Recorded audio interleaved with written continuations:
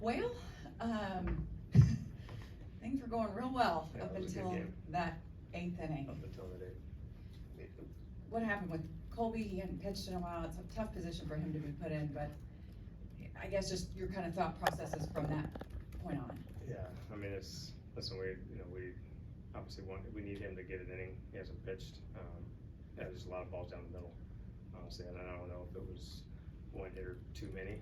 You know what I mean? We had a 10-4 lead at that point, but I guess the silver line is we got him in there. It's hard to win a big league game, and they made it interesting at the end. Tip my cap to that, but yeah, I mean, obviously before that, a lot of good things, a lot of really good at-bats, some good defense, just all around. Spencer was good today. Just gave up really the homer. Outside of that, he pitched 5 good innings for us. Talked about it on the broadcast about, he had that one out to get out of the 5th, how it changes everything, to get that one out. He makes a good play. No doubt. How does that change, basically his whole thought process now headed into his next start and what he can build off of this one? No, you're right. That's a heck of a play. That's got to be number one for us. I didn't think there was any chance, honestly, when the ball was kind of dribbled to his right like that, and Smitty was kind of back, and I just didn't think there was any play.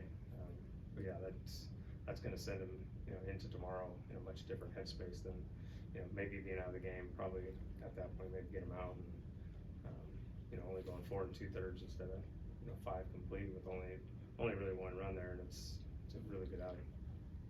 Corey hit his 4th home run, 4 straight games.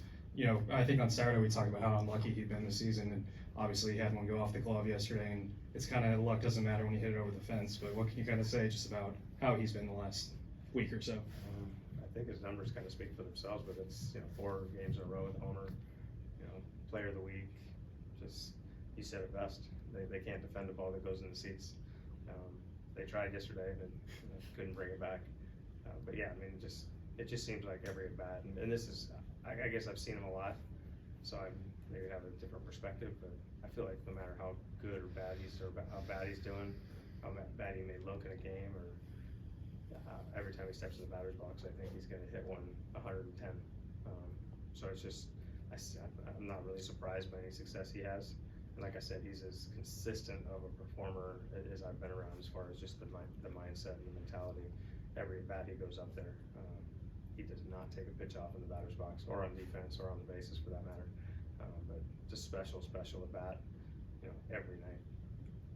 I guess on one hand we have Corey hitting his 20th home run, but then Josh hitting his first career home run, and it's not exactly how you draw that up, I guess. No doubt. No, it's pretty special. I've seen that happen before, but it's we've all been kind of waiting for it. He's had really good at-bats since he's been here, and as soon as he hit that, Laureano plays pretty shallow, right? He kind of ran one down on him on the first bat of the game. Line drive to the middle, I thought was a base hit, and Laureano caught it standing up. So that ball I thought for sure was a hit.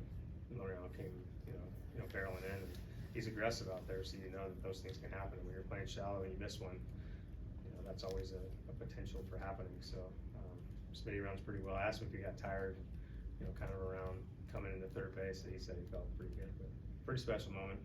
Obviously, we got the ball back and got it back to him.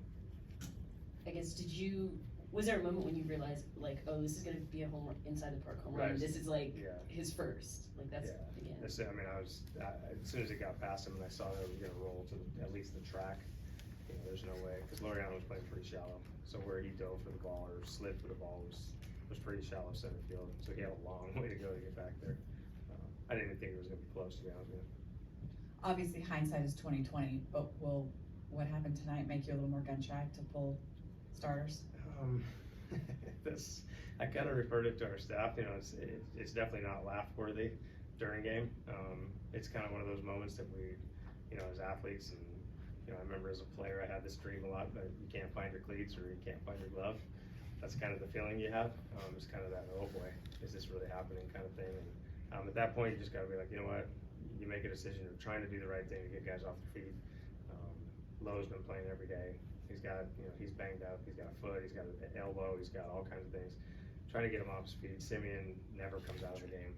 Just trying to do the right thing, and you just hope at the end of the day that you get rewarded for that. And then a 6 spot happens in the 8th, and you're like, oh boy, But, I mean, listen, we talked about it before in the staff meeting, and we're gonna need everybody.